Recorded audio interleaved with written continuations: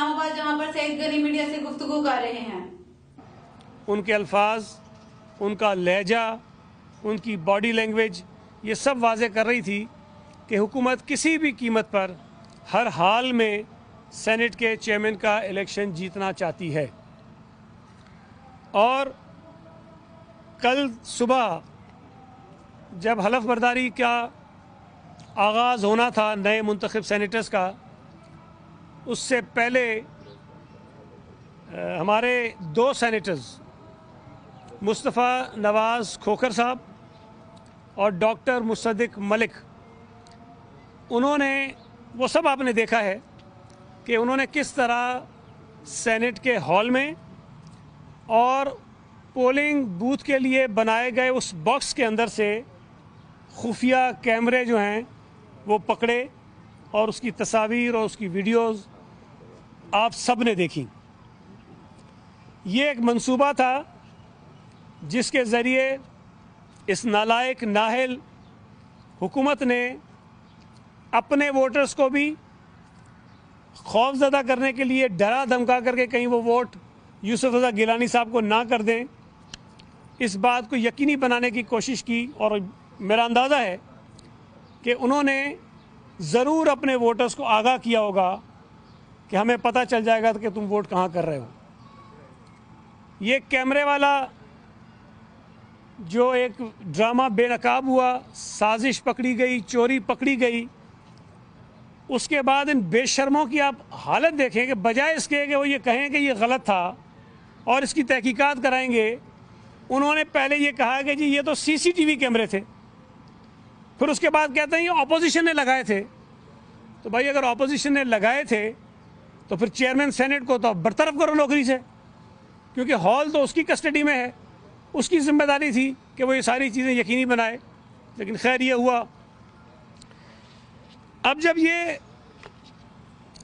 Drama पकड़ा गया, कैमरे पकड़े गए और फिर शिबली फराज का वो बयान कि हम हर कीमत में, हर हाल में, हर हरबा इस्तेमाल करके सेनेट का इलेक्शन जीतेंगे, उसको मद्देनज़र रखते हुए फारूक एच नाइक साहब जो पोलिंग एजेंट थे यूसुफ रज़ा गिलानी साहब के, उन्होंने सेक्रेटरी सेनेट से रब्ता किया और तकरीबन कोई 1:10 या 1:15 पर फारूक नाइक साहब, मैं और अली कासिम गिलानी जो यूसुफ रज़ा गिलानी साहब के बेटे हैं, हम तीनों अफराद गए सेक्रेटरी सेनेट के पास, इसलिए कि हमें ये यकीन था कि इंतखाबात में जो ये बददियानती चोरी हमने पकड़ी इनकी कैमरों वाली, उसके बाद यकीनन ये कोई और हरबा हथकंडा इस्तेमाल करेंगे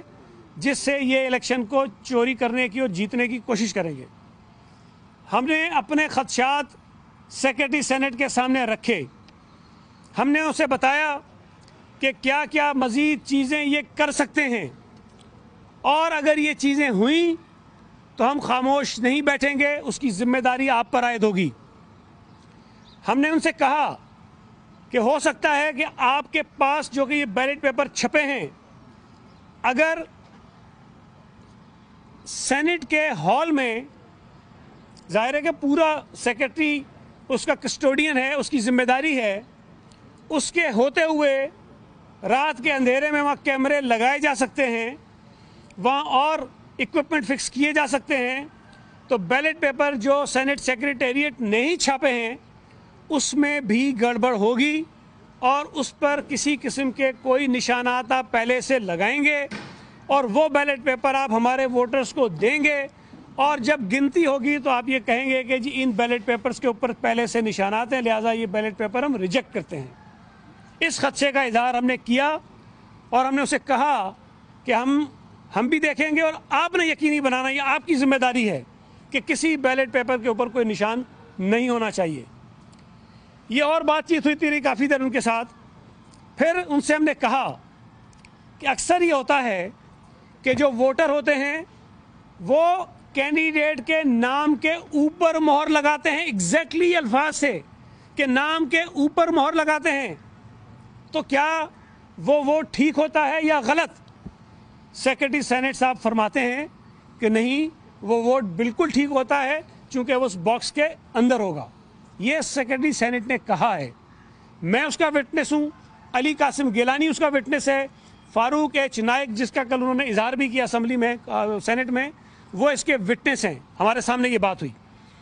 इससे पहले की एक वीडियो आपके पास है, वो एक दिन पहले की है जब हम नॉमिनेशन लेने गए, उसमें भी हम उनसे पूछ रहे हैं।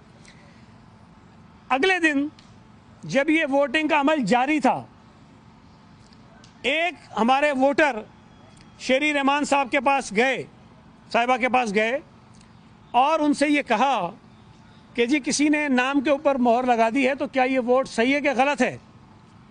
शेरी रहमान साहिबा उसी वक्त वोटिंग के दौरान सेक्रेटरी सेनेट के पास गई और उनसे ये पूछा कि जी कुछ लोग अगर नाम पे मोहर लगा देते हैं तो उस वोट की क्या हैसियत है। तो सेक्रेटरी सेनेट साहब ने उस वक्त भी फरमाया कि वो वोट ठीक है, नाम के ऊपर मोहर लगाना कोई गलत नहीं, अगर वो बॉक्स के अंदर है तो वो ठीक है। ये वोटिंग के दौरान की बात है। अब जब ये सारा ड्रामा उन्होंने कर लिया और वोट वो रिजेक्ट कर रहे थे, तो शेरी रहमान साहब दोबारा गई है सेक्रेटरी सेनेट के पास उसी दौरान में। उसे कहा कि भाई आपने मुझे कहा है कि ये वोट ठीक है जिनकी मोहर नाम के ऊपर लगी हुई होगी। तो सेक्रेटरी साहब बड़ी मासूमियत से फरमाते हैं कि जी प्रिजाइडिंग ऑफिसर साहब ने मुझे ओवर रूल कर दिया है। अब अगर सेनेट का सेक्रेटरी, ये बात ध्यान में रखें कि ये जो इंतखाबात कल हुए हैं ये इलेक्शन कमीशन ने नहीं कराए, ये सेनेट सेक्रेटेरिएट ने करवाए हैं, सेनेट सेक्रेटेरिएट ने। और सेनेट के सेक्रेटेरिएट का जो हेड है, जो सरबराह है, जो कस्टोडियन है, वो सेक्रेटरी सेनेट है। अगर सेक्रेटरी सेनेट भी कोई बात करे और उसके बाद हाथ खड़े कर दे कि नहीं मैं नहीं जी, ये जो ऊपर शहनशाह बैठा है मुजफ्फर शाह, ये जो कह रहा है वही ठीक है, तो फिर किसके ऊपर आप एतबार करेंगे, किसके पीछे आप जाएंगे। मैं ये समझता हूँ कि ये जो ड्रामा हुआ है, जो धोखा हुआ है, जो चोरी हुई है, जो डाका पड़ा है वोटों पर, उसमें सेनेट का जो सेक्रेटरी है वो मुलविस है। उसी ने कैमरे भी लगवाए थे। वो जब पकड़ा गया तो उसने फिर ये झूठ बोलकर, धोखा देकर उसने एक और ये ड्रामा किया है। मैं तो ये मुतालबा करता हूँ कि सेक्रेटरी सेनेट को नौकरी से बरतरफ करके जेल में डालना चाहिए। ये शख्स किसी सरकारी मुलाजमत का अहल नहीं है। अगर इसके अंदर जुर्रत है, इसके अंदर हिम्मत है, तो ये नाम बताए कि किसने कैमरे लगाए और किसने लगवाए। ये नाम बताए कि इसने किसके कहने पर पहले ये कहा कि नाम पर जो मोहर लगेगी वो वोट ठीक है, और बाद में वो कहता है कि जी मुझे ओवर रूल कर दिया है। भाई आप सेक्रेटरी सेनेट हो, सेनेट के कोई क्लर्क नहीं हो। और अगर आप ये कह रहे हो कि जो मुझे ओवर रूल कर दिया, और आपने पहले मिसगाइड किया है, वोटर्स को मिसगाइड किया है, एक कैंडिडेट को मिसगाइड किया है, एक पोलिंग एजेंट को मिसगाइड किया है, और उसके बाद वो वोट उन्होंने रिजेक्ट किए। अब इसके बाद आपने वो तस्वीर देखी है और आप सब वहाँ मौजूद है। कल सेनेट सेक्रेटेरिएट के अंदर बहुत बड़े बड़े बैनर, पोस्टर लगाए गए थे कि जी वोट डालने का तरीक़ेकार क्या है। उसमें जो पहला नंबर है, नुक्ता जो पहला लिखा हुआ है, उसमें ये दर्ज है, वाज़ेह तौर पर दर्ज है कि उम्मीदवार का नाम जहां दर्ज है उस खाने के अंदर आपने मोहर लगानी है, उस खाने के अंदर। और ये मैं आपको बता दूं कि उस बैलेट पेपर में सिर्फ 2 खाने थे, एक संजरानी साहब के लिए, एक यूसुफ रजा गिलानी साहब के लिए, कोई तीसरा खाना नहीं था। अगर यूसुफ रजा गिलानी साहब के खाने में मोहर लगाने के लिए कोई कॉलम अलग होता, उसमें बीच में कोई लाइन होती, तो फिर इस बात की पाबंदी हो सकती है कि मोहर आपने अलग से खाने में लगानी है। लेकिन अगर पूरा वो एक खाना है और लिखा हुआ है कि आपने खाने के अंदर मोहर लगानी है, तो फिर आप उस पूरे खाने में कहीं पर किसी जगह पर भी मोहर लगा सकते हैं। ये मैं नहीं कह रहा, सेक्रेटरी सेनेट ने भी कहा, और जो इन्होंने रिटन में वहाँ हिदायतनामा लगाया हुआ था उस पर भी दर्ज था। अब आइए, कल जो वो मोहसिन अजीज साहब ने एक पढ़ा, तमाम सेनेटर्स की टेबल पर उर्दू में और अंग्रेजी में दोनों हिदायतनामे रखे हुए थे। अंग्रेजी वाला जो हिदायतनामा है, आपको कॉपी मिल जाएगी, वो आप उठाइए और पढ़िए। उसमें भी ये लिखा हुआ है कि जनाब जिस खाने में, जिस बॉक्स में कैंडिडेट का नाम है, उस बॉक्स के अंदर आपको मोहर लगानी है। अब वहीं अगर उर्दू वाले में उन्होंने ये लिख दिया कि नाम के सामने मोहर लगानी है, तो मेरे भाई उर्दू वाला भी आपने बनाया, अंग्रेजी वाला भी आपने बनाया, जो हॉल के अंदर आपने बहुत बड़ा बड़ा आवेजा किया है हिदायतनामा, वो भी आपने बनाया। तो आपके अपने बनाए हुए रिटन जो हिदायतनामे थे, इंस्ट्रक्शंस थी, उसके अंदर फ़र्क है। तो उसका कसूरवार ना मैं हूँ, ना यूसुफ रज़ा गिलानी है, ना फारूक नाइक है। फिर सेक्रेटरी सेनेट ने भी हमें कहा इसको भी छोड़ दीजिए, चेयरमैन सेनेट का इलेक्शन चोरी हो जाता है। सादिक संजरानी साहब गैर आइनी गैर कानूनी तौर पर सिलेक्टेड चेयरमैन सेनेट बनकर उस नशिस्त पर विराजमान हो जाते हैं। उसके बाद वो डिप्टी चेयरमैन सेनेट का इलेक्शन करवाते हैं। उन्होंने जो तरीक़ाकार बताया है वोटर्स को अपने, आपने भी वो वीडियो देखी होगी, अवेलेबल है, आप भी देख लें।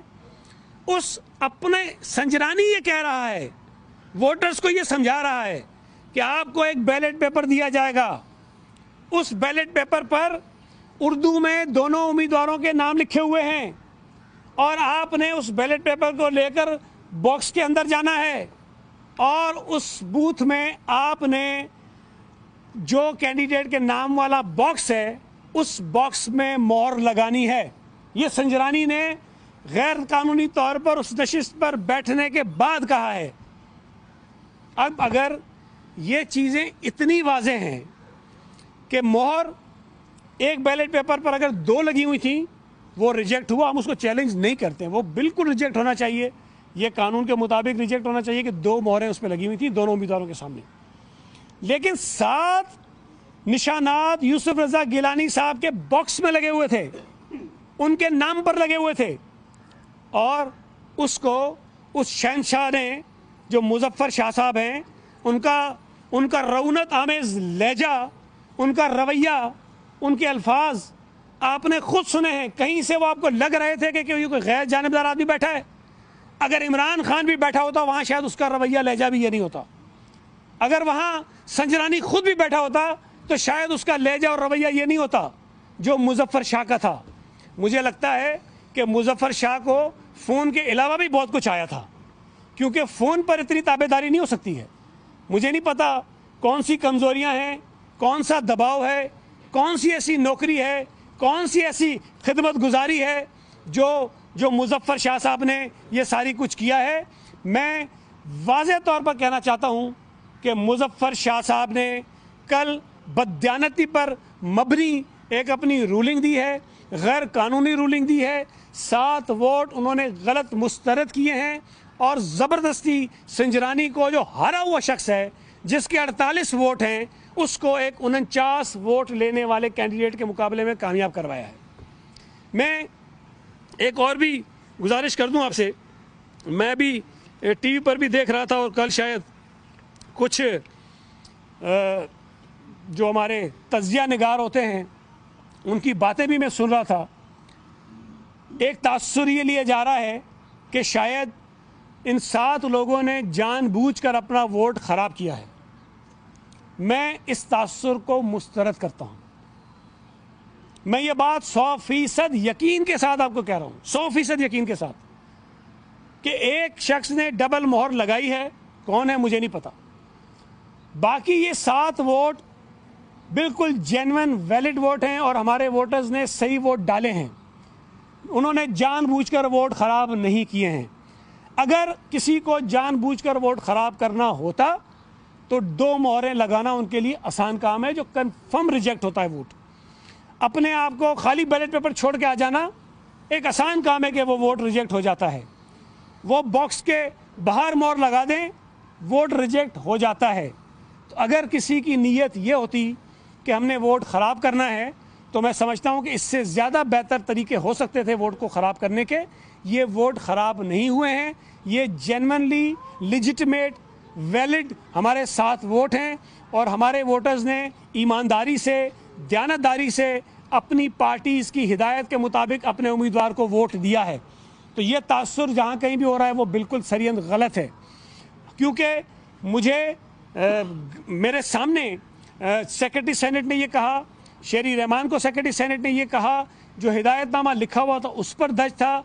तो जब हमसे वोटर्स ने पूछा, हमने ये कहा कि आप पूरे बॉक्स में कहीं पर भी अपना वोट की मोहर लगा सकते हैं, नाम पर लगा सकते हैं, नाम के आगे लगा सकते हैं, नाम के नीचे लगा सकते हैं, नाम के ऊपर लगा सकते हैं, ये आपके ऊपर है, आप इसकी मोहर लगाइए। तो ये तासुर गलत है, जो कंस्पायरेसी थ्योरी है इसको मैं मुस्तरद करता हूँ। और हमारे तमाम जो वोटर्स थे सिवाय एक के जिसका डबल वोट निकला, अदरवाइज तमाम के तमाम वोट हमें सही पड़े हैं। आपका कोई सवाल हो तो जी। अच्छा, अदालत कब जा रही हैं, कौन कौन जा रहे हैं, कोई टीम बनाई है, क्या कर रहे हैं, कौन जी अदालत जाएंगे? मेरा ये ख्याल है, अभी तो मेरा राब्ता नहीं हुआ, लेकिन रात में जो मशावरत हो रही थी, चेयरमैन साहब ने अपनी प्रेस कॉन्फ्रेंस में भी बताया कि मरियम साहिबा से भी बात हुई है, मौलाना फजल रहमान साहब से भी, आसिफ अली जरदारी साहब की बात हुई है, और मज़ीद भी लोगों से मशावरत कर रहे हैं।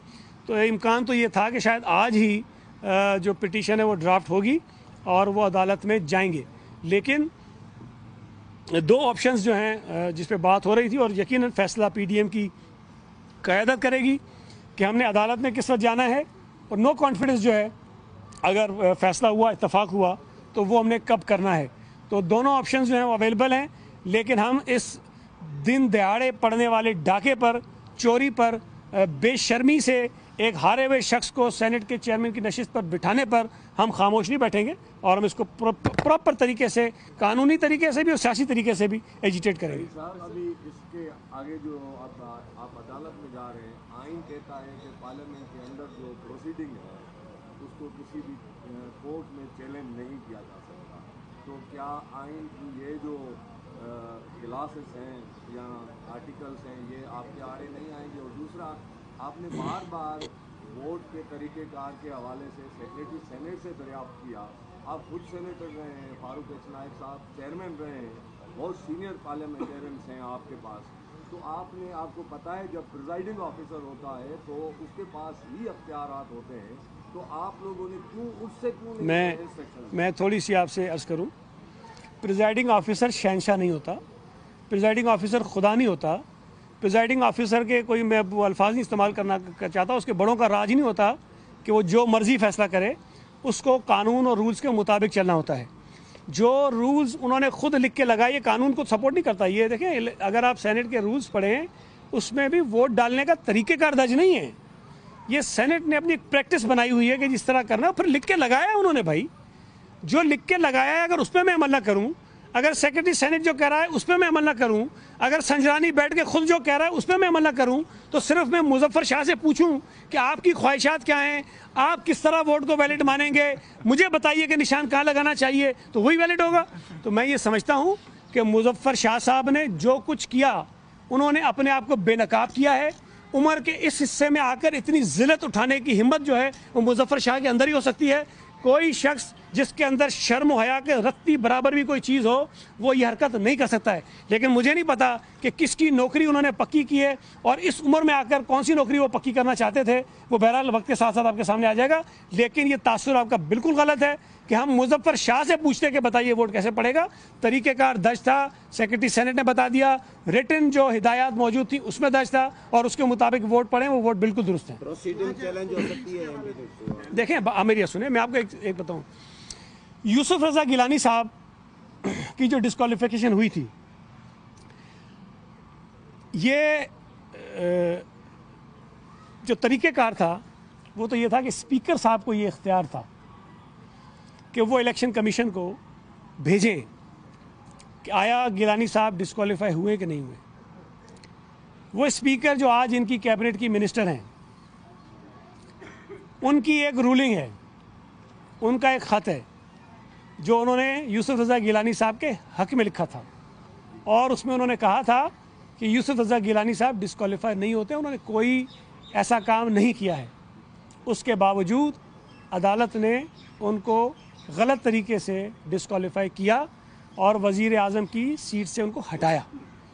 दूसरी बात यह है कि आप अगर ये कहें कि बिल्कुल गैर कानूनी, गैर आइनी, बददियानती पर मबनी, जो सब ने देखा, आपने देखा, नज़र आ रहा है, इस तरह वाज़ेह है जिस तरह मैं आपके सामने खड़ा हूँ, उस चोरी को भी अगर अदालत इस बुनियाद पर ना ले कि जी प्रोसीडिंग्स चैलेंज नहीं हो सकती, तो इससे बड़ी बदनसीबी कोई नहीं होगी। चेयरमैन सेनेट का ओहदा कोई मजाक नहीं है। हम क्या करें कि हम इन हालात में रह रहे हैं कि जब इस मुल्क में जो सदर पाकिस्तान के ओहदे के बाद, वज़ीर आज़म के ओहदे के बाद जो सबसे मोतबर ओहदा है, उसको ख़राब करने में और कोई मुलविस नहीं है। इस मुल्क पर हुकूमत करने वाली करप्ट नाअहल नालायक जमात पीटीआई मुलविस है।